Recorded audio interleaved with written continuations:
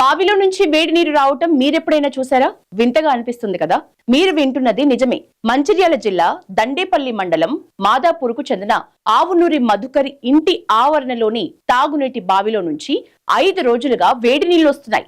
ఈ వింతను చూసేందుకు అక్కడి చుట్టుపక్కల జనాలంతా భారీగా అక్కడికి చేరుకుంటున్నారు. చుట్టుపక్కల గ్రామాల నుంచి జనం అక్కడికి వచ్చి ఆ నీటిని తీసుకెళ్తూ స్నానాలు కూడా చేస్తున్నారు. అయితే భూగర్భ జలాల శాఖ అధికారులు ఈ నీటిని పరీక్షించాలని స్థానికులు కోరుతున్నారు.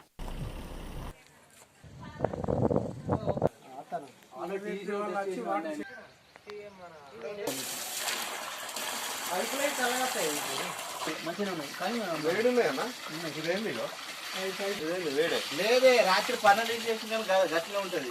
నువ్వు మధ్యాహ్నం వేసినా గట్లనే ఉంటది. ఇక మాకు మొన్న డౌట్ వచ్చి ఏం చేసినామంటే ఇవన్నీ తీసుకొని తీగలు తీసినా కానీ 9 గంటల తీగలు తీసినామా? 9 గంటలు తీసి 3:30కి చూసినాం. అప్పటిదాకా వేడే ఉంది. నిన్న నా చెవులు మొత్తం మలిగినాయి. మంచిర్యాల ఒకడు, చెన్నూరాడు ఒకడు అన్న ఎమ్మెల్సీ దానికి ఒకసారి మీరు కూడా చూడండి అన్న ఎంత కూలు ఉన్నాయి. దండపల్లి మండలంలోని మేదర్పేట గ్రామ పంచాయతీ మాదాపూర్ విలేజ్లో మరి మా సొంత తమ్ముడైనటువంటి ఆవునూరు మధుకర్, ఆవునూరు జీవన్ గార్ల ఇంట్లో మరి ఆ బావి వాటరు గత 5-6 రోజుల నుంచి వేడికి వస్తున్నాయి అనేది మరి వాళ్ళు మేము కూడా వచ్చి చూసి మరి ఇంత వేడికి వస్తున్నాయి, దీనికి కారణం ఏందని చెప్పేసి మేము చూస్తే దానికి సంబంధించినటువంటి మోటార్ కూడా దాంట్లో నుంచి తీసేసి మళ్ళీ ప్రయత్నం చేసి సాయంత్రం దాకా ఉండి మళ్ళీ చూస్తే కూడా అదే విధంగా బొక్కెంతో తోడి కూడా మేము చూస్తే కూడా అదే విధంగా వేడి వాటర్ వస్తుంది. ఆ వేడి వాటర్ వల్ల మరి ఏమైనా ఇన్ఫెక్షన్ అవుతుందా అని చెప్పేసి పక్కింటోళ్ళు మా తమ్ముళ్ళు తీసుకుపోయి స్నానాలు కూడా చేసిండ్రు.